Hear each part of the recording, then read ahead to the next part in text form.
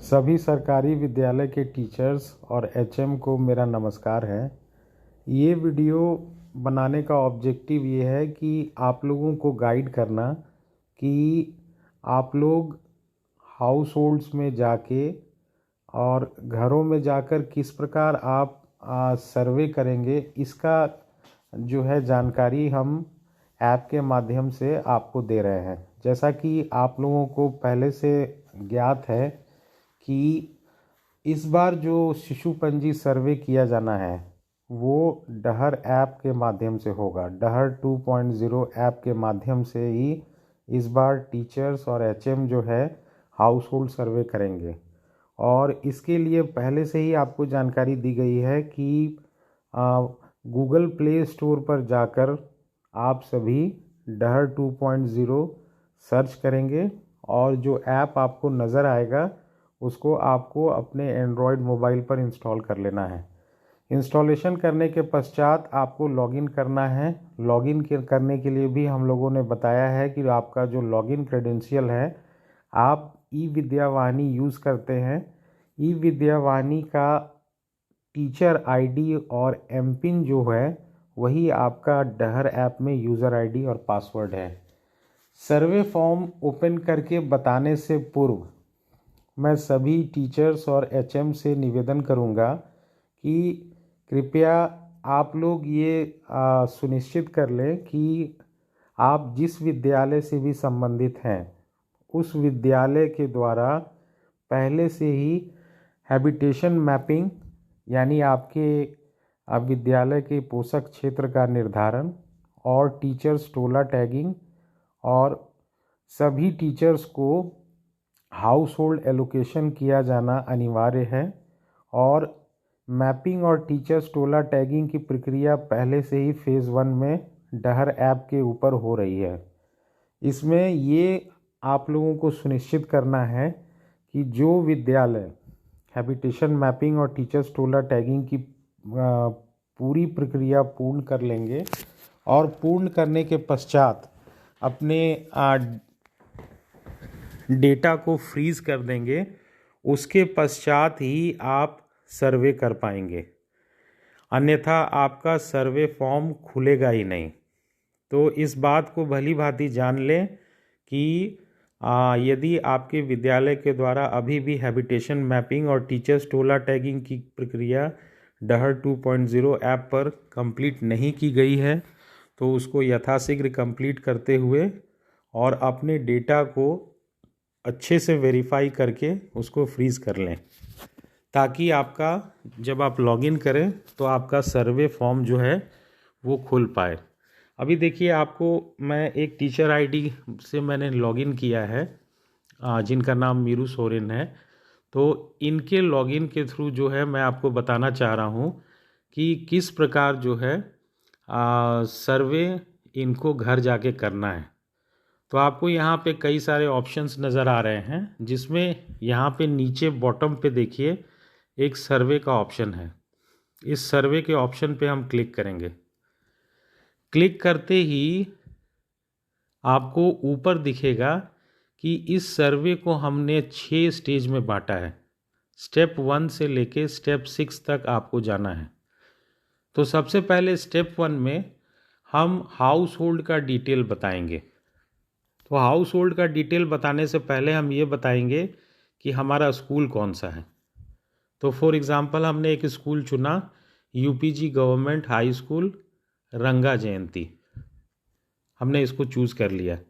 उसके बाद हम ये बताएंगे कि हमारा जो विद्यालय है उसके पोषक क्षेत्र में कौन सा गांव आता है।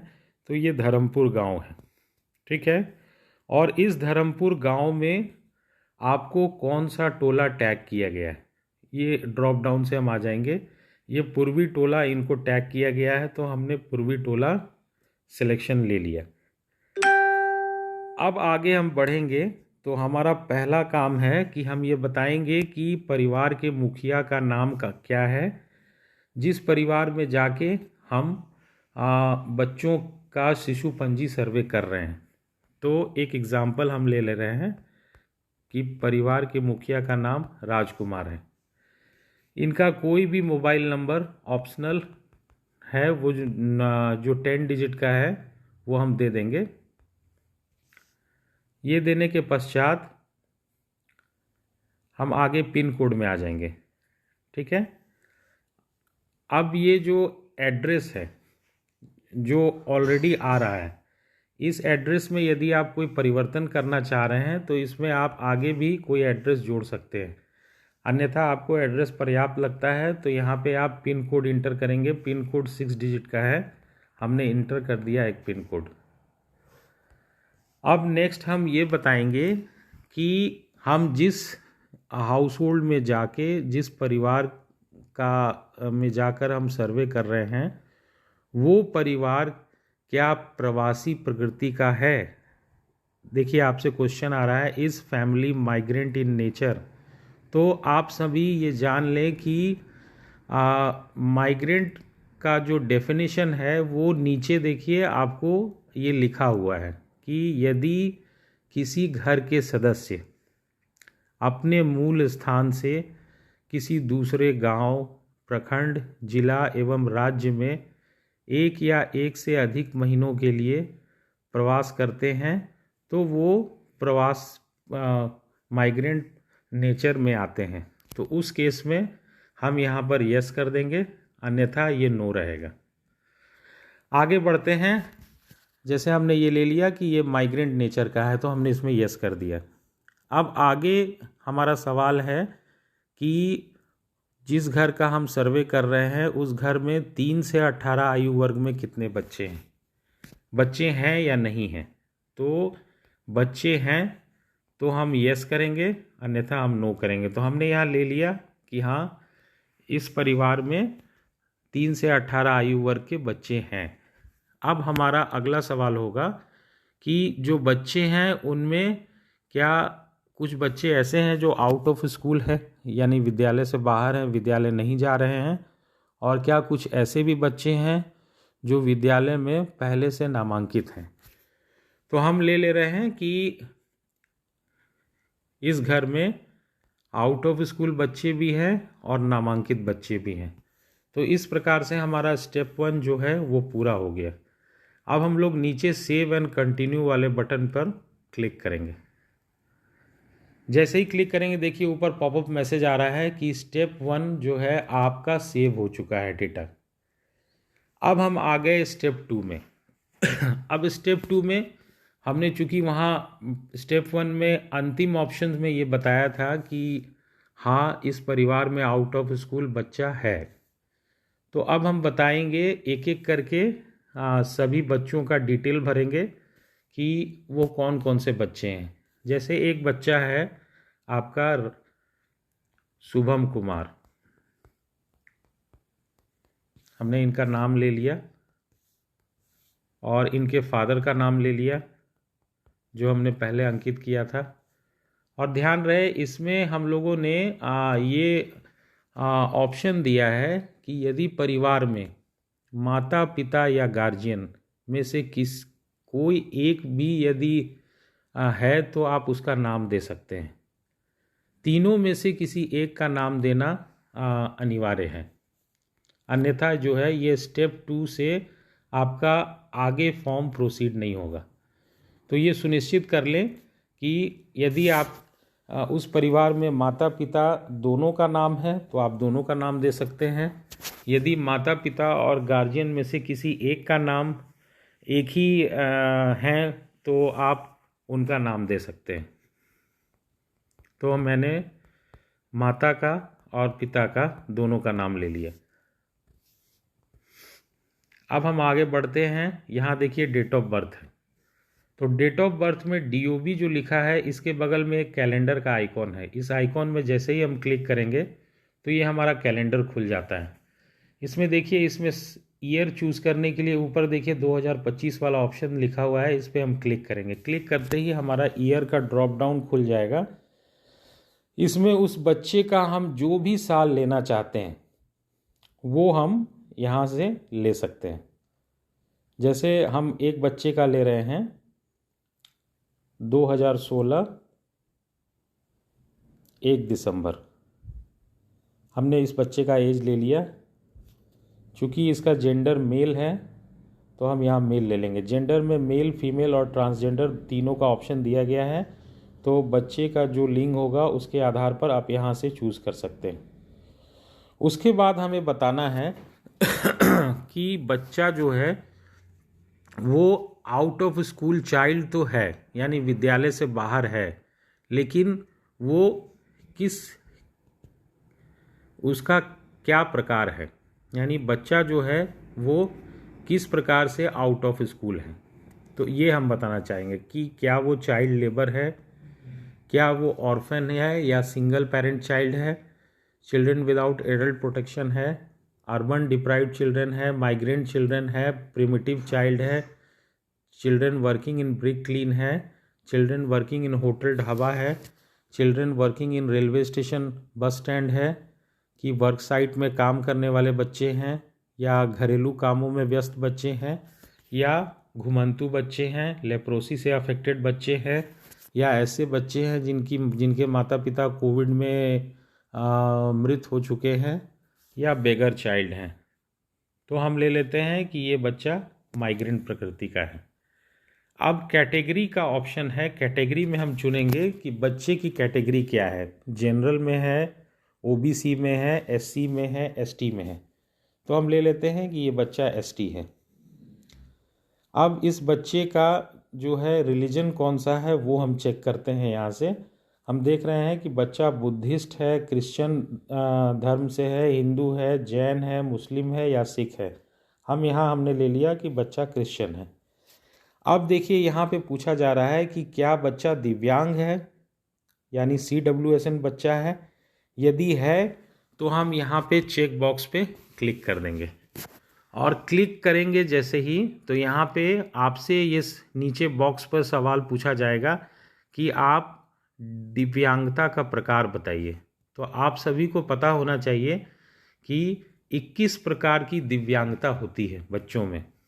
तो बच्चे जो भी दिव्यांगता का प्रकार होगा उसके हिसाब से वो यहाँ से चूज़ कर लेंगे। ये जैसे हमने चूज़ कर लिया, ठीक है। उसके बाद किसी दूसरे बच्चे को ऐड करना है, जो कि उनके घर में कोई और दूसरा बच्चा वो भी आउट ऑफ स्कूल है। तो उसको ऐड करने के लिए नीचे पे ऐड अनदर चाइल्ड का एक प्लस आइकॉन आपको बना हुआ है। इस पे जैसे ही आप क्लिक कीजिएगा तो दूसरे बच्चे का डिटेल खुल जाएगा आपको भरने के लिए। तो दूसरा बच्चा हम लोगों ने ले लिया कि एक बच्ची है सौम्या कुमारी, इसका डिटेल हमने ले लिया। इनके पिता का नाम वही हो जाएगा जो हम लोगों ने पहले वाले बच्चे में अंकित किया था, और इनकी माँ का नाम भी सेम रहेगा।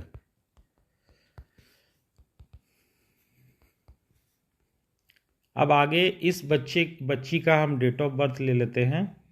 तो इस बच्ची का डेट ऑफ बर्थ हम लेने जा रहे हैं।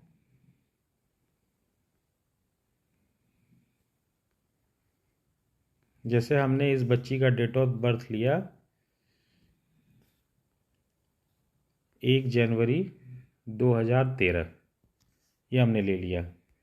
इस बच्ची का जेंडर फीमेल है तो फीमेल ले लिया, और बच्चा चूँकि माइग्रेंट नेचर का है तो हमने माइग्रेंट यहाँ ले लिया।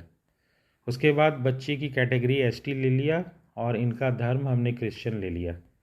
अब ये बच्चा अगर दिव्यांग है तो यहाँ पे हम यस करेंगे, अगर नहीं है तो चेक बॉक्स से क्लिक हटा देंगे। और फिर अब हमें ऐसे 2 बच्चे मिले हैं इस परिवार में जो आउट ऑफ स्कूल है, जिनकी जानकारी हम लोगों ने यहाँ पर अंकित कर दी है। अब नीचे में सेव एंड कंटिन्यू का बटन है, उस पर हम क्लिक कर देंगे। जैसे ही क्लिक करेंगे तो हम आ जाएंगे स्टेप 3 में। अब आप ध्यान दीजिएगा, ऊपर लिखा हुआ है कि स्टेप 2 का कार्य आपका पूर्ण हो चुका है और आप स्टेप 3 में आ गए हैं। स्टेप 3 को बहुत ध्यान से देखिएगा, क्योंकि यहाँ पे हम लोग आयु वर्ग के अनुसार बच्चों की जानकारी हम लोग ले रहे हैं। और इसमें एक बात आप ध्यान दीजिएगा कि हम लोगों ने पहले जो विद्यालय से बाहर 2 बच्चे थे उनकी जानकारी जो अंकित की थी, उनकी संख्या ऑटोमेटिक आपको यहाँ पर दिख रही है। देखिए, एक बच्चा 6 से 10 आयु वर्ग में था, आपको आउट ऑफ स्कूल एक बच्चा यहाँ पे रेड कलर के बॉक्स में दिख रहा है, और दूसरी बच्ची 11 से 14 साल की थी, वो आपको यहाँ पे आउट ऑफ स्कूल बॉक्स में एक संख्या दिख रहा है। तो ये आउट ऑफ स्कूल बच्चों की संख्या जो है ये सिस्टम ऑटो कैलकुलेटेड ले लेता है, लेकिन नामांकित बच्चों की संख्या आपको एक एक टैब पर क्लिक करके अंकित करनी है। तो जैसे हमने 3 से 5 आयु वर्ग में क्लिक किया और हमने उनसे पूछा कि क्या 3 से 5 आयु वर्ग में आपके कोई बच्चे हैं जो किसी आंगनबाड़ी में, शिशु सदन में या प्ले स्कूल में अध्ययनरत है। अगर वो कहेंगे नहीं, तो फिर हम लोग इसको वापस से क्लिक करके रोल बैक कर जाएंगे। फिर यहाँ पे 6 से 10 आयु वर्ग में हम क्वेश्चन करेंगे कि क्या कोई बच्चा है आपका 6 से 10 आयु वर्ग में जो नामांकित है, क्योंकि जो आउट ऑफ स्कूल बच्चा है उसका देखिए ऑटो कैलकुलेटेड दिख रहा है कि एक लड़का है जो आउट ऑफ स्कूल है, जो ऑटोमेटिक ये फिल हो चुका, क्योंकि इसकी जानकारी हम लोगों ने पहले ही दे दी है। अभी पता चला कि परिवार में आपका जो है एक और बच्चा है जो कि नामांकित है, तो हमने उसकी जानकारी देखिए एक अंकित कर दी बॉयज़ में और एक हमने गर्ल्स में अंकित कर दिया, क्योंकि उन्होंने बताया कि इसी आयु वर्ग में 6 से 10 आयु वर्ग में उनके परिवार में एक लड़का भी है और एक लड़की भी है। ठीक है, तो इसको हम लोगों ने क्लिक करके ऐसे सेव कर लिया। ठीक है, इस तरह से हम आगे बढ़े। उसके बाद हम लोगों ने पूछा कि 11 से 14 आयु वर्ग में कोई बच्चे आपके हैं जो नामांकित हैं, तो उन्होंने कहा कि नहीं, मेरी एक बच्ची है जो आउट ऑफ स्कूल है, जिसकी जानकारी हम लोगों ने पहले ही भरा है, और देखिए यहाँ पे गर्ल्स में एक नंबर आपको दिख रहा है। उसके बाद 15 से 16 आयु वर्ग में उनके यहाँ कोई बच्चा नहीं है, 17 से 18 आयु वर्ग में कोई बच्चा नहीं है, तो हम इसको एज इट इज़ छोड़ देंगे और आगे बढ़ जाएंगे। यहाँ पर देखिए ओवरऑल समरी आपको नज़र आ रहा है, यानी जो बच्चों की जानकारी हम लोगों ने आयु वर्ग के अनुसार हमने अंकित किया है, उसका देखिए बताया जा रहा है कि इस परिवार में टोटल 4 बच्चे हैं, जिसमें 2 बच्चे नामांकित हैं, और नामांकित 2 बच्चों में से एक लड़का है और एक लड़की है। और इधर आउट ऑफ स्कूल में भी 2 बच्चे हैं, जिसमें एक लड़का और एक लड़की है। तो इस तरह से 2 नामांकित बच्चे उस परिवार में हैं और 2 आउट ऑफ स्कूल बच्चे हैं। कुल मिलाकर 4 बच्चे उस परिवार में 3 से 18 आयु वर्ग में हैं, जहां पर हम सर्वे करने के लिए गए हैं। अब इस जानकारी को हम नीचे टैब है सेव एंड कंटिन्यू का, उस पर क्लिक करके हम सेव कर देंगे। जैसे ही स्टेप 3 कंप्लीट होगा, स्टेप 4 में जो 2 आउट ऑफ स्कूल बच्चे आपको मिले थे, शुभम कुमार और सौम्या कुमारी, इसके विषय में आपको यहाँ पर डिटेल देना होगा। कुछ डिटेल ऑलरेडी प्री फिल्ड है जो आपने ऑलरेडी भरा है, जैसे शुभम कुमार की आयु 9 वर्ष है और ये CWSN कैटेगरी में है, अर्थात दिव्यांग है, और ये बच्चा माइग्रेंट नेचर का है क्योंकि ये माइग्रेंट फैमिली से बिलोंग करता है। दूसरा है कि सौम्या कुमारी एक लड़की है जिसकी आयु 13 वर्ष है। ये ऑलरेडी प्री फिल्ड आ रहा है क्योंकि इसकी जानकारी हम लोगों ने पहले भरी थी, लेकिन ये बच्ची दिव्यांग नहीं है और ये भी माइग्रेंट नेचर की है। अब हम इसके नीचे देखिए ये बताएंगे कि reason for not attending school, यानी ये बच्चा अगर विद्यालय से बाहर है तो किस कारण से बाहर है।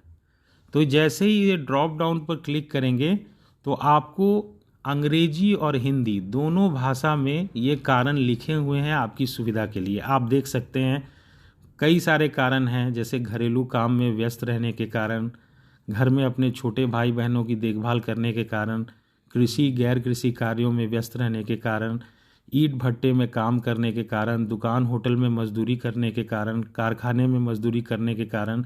तो इस प्रकार जो है कई कारण हैं। तो टीचर से ये अपेक्षा है कि परिवार के मुखिया से ये पूछें कि बच्चा आखिर में किस कारण से आउट ऑफ स्कूल है और क्यों नहीं जा रहा है। ठीक है, तो यहाँ पे ये सारे ऑप्शंस को आपको अच्छी तरीके से देखना होगा और उसी हिसाब से आपको ऑप्शन चूज़ करना पड़ेगा। तो अभी हमने दे दिया कि ये फैमिली माइग्रेट कर गई है, माइग्रेशन के कारण ये आउट ऑफ स्कूल है। ठीक है, ये दिया जा सकता है, या फिर ये भी दे सकते हैं यदि आप परिवार कहता है कि ये बच्चा दिव्यांग है और जिस विद्यालय में नामांकन होना है नज़दीकी विद्यालय में, वहाँ पर दिव्यांग बच्चों के लिए कोई रैंप की सुविधा नहीं है, जिसके कारण बच्चा विद्यालय जाने में असमर्थ है, तो ये भी आप दे सकते हैं। अब इसमें आपको बताना है, पूछना है कि क्या बच्चा अपने जीवन काल में कभी विद्यालय नहीं गया, यानी नेवर इनरोल्ड कैटेगरी का है, या विद्यालय में कहीं ना कहीं नामांकित था और वो अभी जो है ड्रॉप आउट हो चुका है। तो जैसे परिवार ने बताया कि वो बच्चा ड्रॉप आउट है, तो हमें बताना होगा कि वो बच्चा ड्रॉप आउट है तो किस क्लास से ड्रॉप आउट है, यानी उस बच्चे की अंतिम कक्षा क्या थी। तो वो बताते हैं कि क्लास 3 से वो ड्रॉप आउट है। कितने महीनों से ड्रॉप आउट है, तो ये हम अंकित करेंगे संख्या में। यदि 1 साल से ज़्यादा ड्रॉप आउट है तो हम यहाँ मोर देन 1 ईयर ले लेंगे, और यदि महीनों से ड्रॉप आउट है तो कितने महीनों से है उसकी संख्या हम यहाँ पे चूज़ करेंगे। तो हमने ले लिया है कि वो 1 साल से ज़्यादा ड्रॉप आउट है। अब किस विद्यालय से ड्रॉप आउट है, तो उस विद्यालय का हम यहाँ पर नाम अंकित करेंगे। ठीक है, उस विद्यालय का नाम अंकित करेंगे और यहाँ पर उस विद्यालय का यूडाइस कोड देंगे जो कि 11 डिजिट का होता है।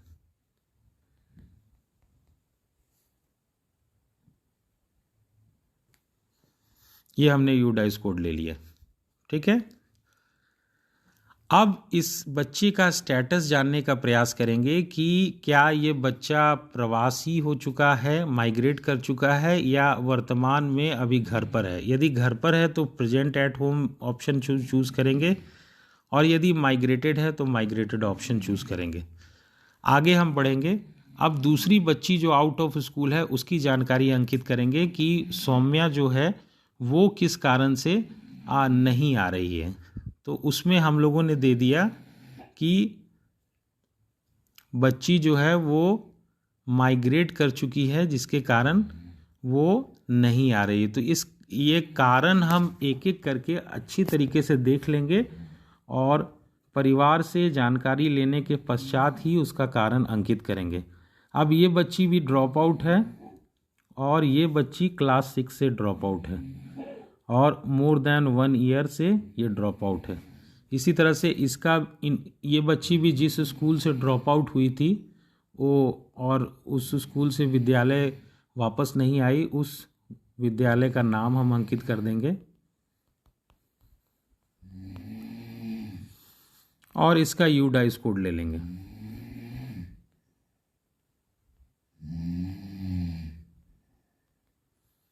ये हमने यूडाइस कोड ले लिया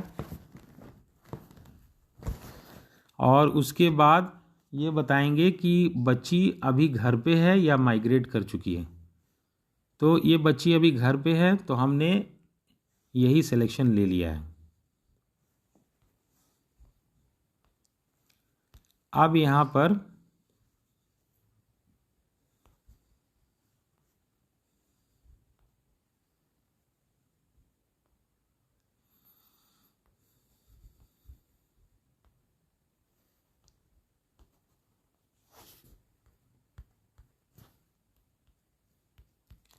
आगे हम सेव एंड कंटिन्यू करेंगे।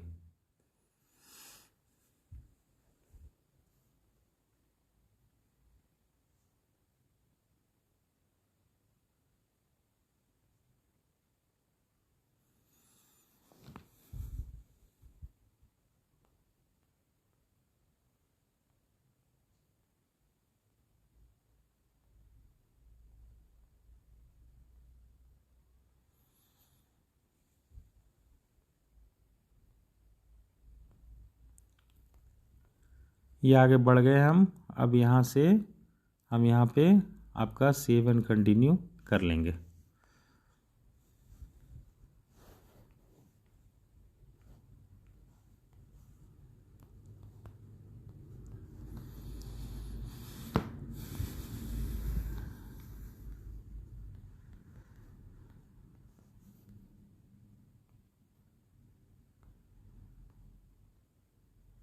अब देखिए ये माइग्रेशन हमने चूज़ किया कि ये बच्ची माइग्रेट कर चुकी है।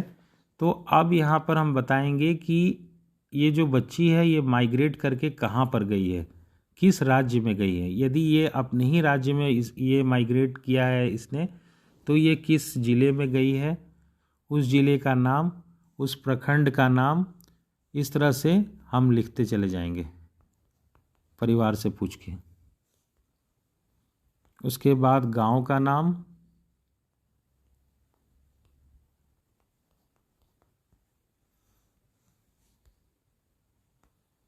और किस लोकेशन में बच्ची माइग्रेट करके गई है, उसका माइग्रेशन लोकेशन या वर्क साइट क्या है, ये हम यहाँ पे मेंशन करेंगे।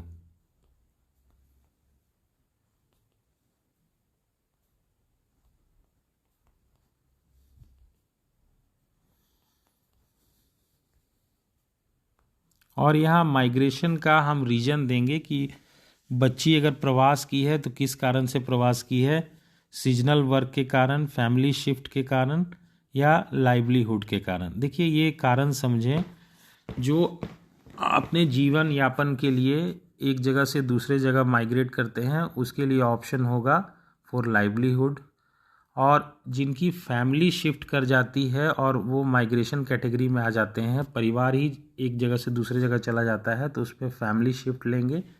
और कई ऐसे परिवार के मुखिया हैं जो ईंट भट्ठा में काम करने के कारण और कहीं मजदूरी करने के कारण जो है मौसमी रोजगार के कारण एक जगह से दूसरे जगह पलायन करते हैं, तो उसमें हम लोग यहाँ पे सीजनल वर्क ले लेंगे।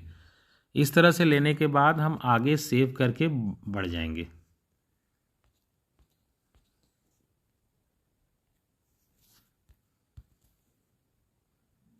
अब देखिए ये सेव हो गया, स्टेप 4 हमारा सेव हो चुका है। हमने आउट ऑफ स्कूल बच्चों की जानकारी जो है वो बता दी है कि अब यहाँ पर हम लोग उन बच्चों का स्ट्रैटेजी और ट्रेनिंग क्या है ये बताएंगे। स्ट्रैटेजी और ट्रेनिंग की परिभाषा ये है कि हम ये बताएंगे कि क्या जो जो बच्चा हमको मिला है, क्या उस बच्चे के अंदर लर्निंग गैप है, यानी वो बच्चा एज अप्रोप्रिएट क्लास में एडमिशन लेने के लिए कैपेबल नहीं है। यदि नहीं है तो हम उसके लिए स्पेशल ट्रेनिंग प्लान करेंगे। हम उसको यहाँ पे बताएंगे, यहाँ लिखा हुआ है इज़ स्पेशल ट्रेनिंग रिक्वायर्ड। तो ये अगर 7 से 14 वर्ष आयु वर्ग का बच्चा है तो ऑटोमेटिक आपको ये ट्रेनिंग प्लान जो है ओपन हो जाता है। और यदि हम यहाँ नो कर देंगे तो ऑटोमेटिक ये प्रत्यक्ष नामांकन कैटेगरी में आ जाएगा, यानी बच्चों को हम लोग एज अप्रोप्रिएट क्लास में वापस डायरेक्टली एडमिशन करा देंगे। यदि उसके अंदर लर्निंग गैप है तो उसको हम लोग 6 महीने 9 महीने का विशेष प्रशिक्षण देते हैं। इस पर ध्यान दीजिएगा सभी टीचर्स कि यदि बच्चा 6 महीने से कम समय के लिए विद्यालय से बाहर है तो आप उसको 6 महीने का स्पेशल ट्रेनिंग प्लान कर सकते हैं। यहाँ मोड ऑफ ट्रेनिंग में यहाँ हम लोग देखेंगे कि बच्चे को गैर आवासीय, आवासीय किस प्रकार का प्रशिक्षण देना है। सीजनल हॉस्टल के लिए आपको स्पेशल ट्रेनिंग देना है, यानी बच्चा यदि चाइल्ड लेबर है, कहीं काम कर रहा है तो उसके वर्क साइट के नज़दीक स्पेशल ट्रेनिंग देना है।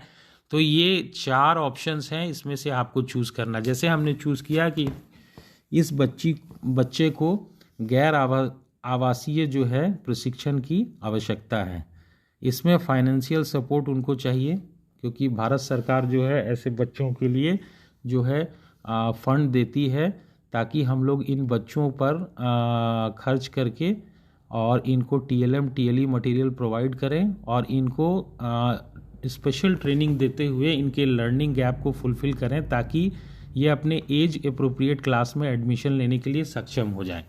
अब हम ये बताएंगे कि इसका ड्यूरेशन क्या होगा। देखिए ये 6 महीना 9 महीना 2 कैटेगरी है, तो हम ये आपको बताना चाह रहे थे कि यदि बच्चा जो है उसके अंदर लर्निंग गैप है और वो आउट ऑफ स्कूल है और वो एज अप्रोप्रिएट क्लास में एडमिशन नहीं ले सकता है, तो उस केस में हम ध्यान देंगे कि बच्चा जो है वो यदि 6 महीने से कम ड्रॉप आउट है, 2 महीना 3 महीना 4 महीना से ड्रॉप आउट है, तो उसको हम लोग 6 महीने का स्पेशल ट्रेनिंग प्लान देंगे। यदि 6 महीने से ज़्यादा ड्रॉप आउट है तो उसको हम लोग 9 महीने का स्पेशल ट्रेनिंग प्लान देंगे। इसमें ट्रेनिंग फॉर क्लास ये है कि बच्चे को किस क्लास के लिए हम लोग तैयार कर रहे हैं ताकि उस क्लास कक्षा में बच्चे का डायरेक्ट एडमिशन हो सके, तो इसके लिए स्पेशल ट्रेनिंग हम लोग दे रहे हैं। तो किस क्लास के लिए, तो एज अप्रोप्रिएट क्लास के हिसाब से आप वो क्लास इसको सेलेक्ट कर लीजिएगा।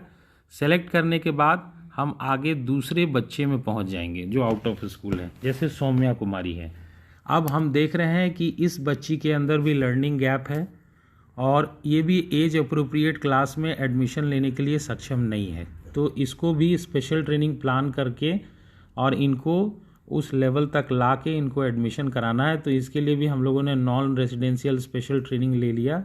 फाइनेंशियल सपोर्ट में हम लोग इस यस कर दिए और उसके बाद जो है ड्यूरेशन में हमने इसका भी 9 मंथ्स ले लिया क्योंकि बच्ची 1 साल से ज़्यादा ड्रॉप आउट थी। ठीक है, और ट्रेनिंग फॉर क्लास में हमने दे दिया कि हम लोग इसको क्लास 7 के लिए तैयार कर रहे हैं ताकि क्लास 7 में जाके इसका एडमिशन हो पाए। ये स्टेप करने के बाद हम लोग नीचे सेव एंड कंटिन्यू पर क्लिक करके आगे बढ़ जाएंगे। तो देखिए हमारा स्टेप 5 जो है वो आपका बिल्कुल सेव हो गया। अब स्टेप 6 में हम आते हैं। स्टेप 6 में जो भी जानकारी आपने भरा है उसका एक संक्षेप में आपको दिखेगा, प्रीव्यू दिखेगा।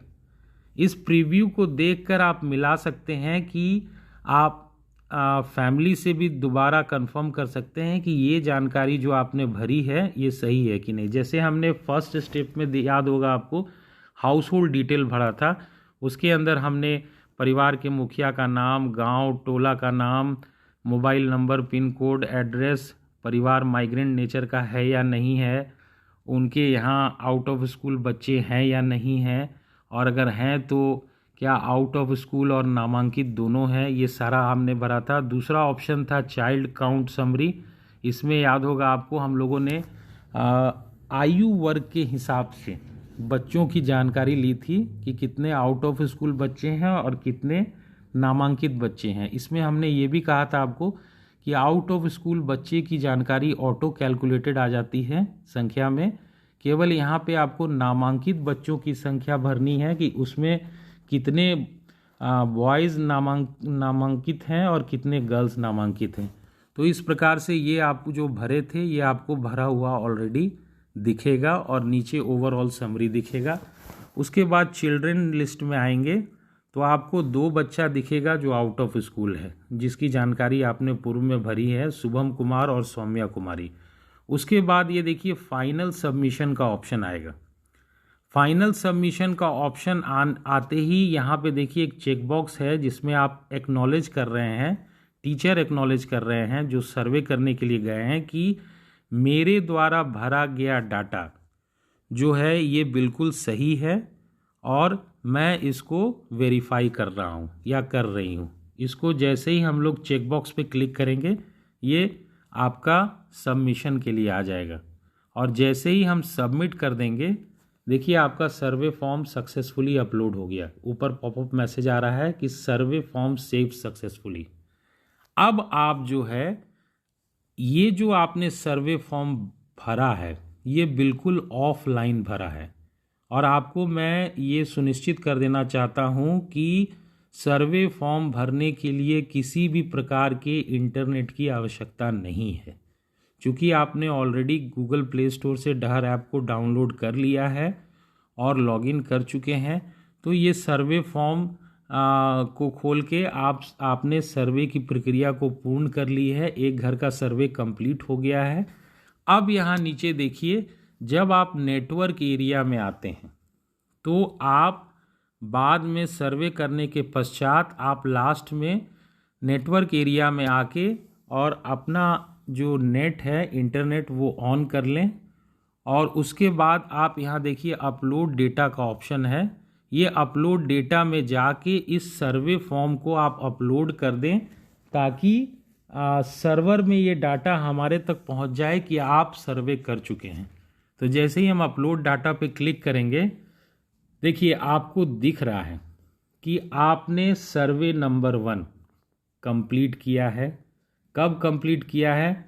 देखिए यहाँ पर दिनांक और समय दोनों दिया गया है और ये भी बताया गया है कि किस परिवार के मुखिया के यहाँ जाकर आपने सर्वे किया है।